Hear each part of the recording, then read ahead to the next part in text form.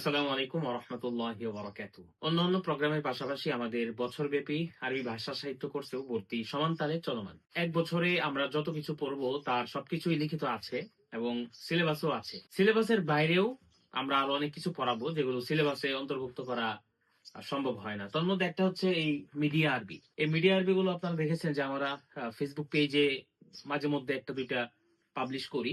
কিন্তু এই একটা দুইটা পাবলিশ করে এরকম এলোপাতাড়ি পাবলিশে আপনি হয়তো কিছুটা ফায়দা পান। কিন্তু যখন আপনার টার্গেট থাকবে যে আপনি নির্দিষ্ট একটা সময়ে নির্দিষ্ট কিছু পত্রিকা থেকে ধারাবাহিকভাবে পড়বেন, তখন কিন্তু অটোমেটিক আপনার যোগ্যতা বাড়বে ইনশাল্লাহ। সেজন্য আমাদের সিলেবাসে এটা আবশ্যিকভাবে থাকবে যে একজন শিক্ষার্থী সে অন্যান্য আরবির পাশাপাশি মিডিয়া আরবিতেও দক্ষ হবে। তো মিডিয়া আরবিতে কিভাবে দক্ষ হবে? মিডিয়া আরবিতে প্রধানত আমরা যে কাজটা করে থাকবো সেটা হচ্ছে পত্রিকায় শিরোনামগুলো আগে পড়বো। ধরেন এরকম 50টা শিরোনাম আমরা পড়লাম 50 দিনে অন্যান্য পড়ার পাশাপাশি।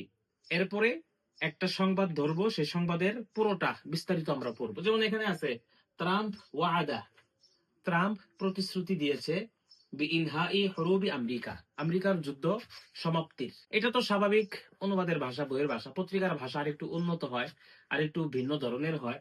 সেই জিনিসগুলো হচ্ছে আমরা এই বাংলায় দিয়ে দিয়েছি এবং পাশাপাশি এখানে যে শব্দগুলো ব্যবহার হয় প্রায় প্রত্যেকটা শব্দ আবার আরবি পাশাপাশি বাংলায় বিশ্লেষণ করে দেওয়া আছে, যার কারণে শেখাগুলো কঠিন হবে না ইনশাল্লাহ। কারণ যদি পরিকল্পনার সাথে শেখা যায় এবং যোগ্য কারো তত্ত্বাবধানে শেখা যায়, যে কোনো কঠিন কাজ সহজ হয়ে যায় ইনশাল্লাহ। আগ্রহীরা এখনই রেজিস্ট্রেশন করে ফেলুন। আমরা খুব শীঘ্রই একটি প্রি কোর্সের আয়োজন করে থাকবো 1 বছর মেয়াদী শিক্ষার্থীদের জন্য।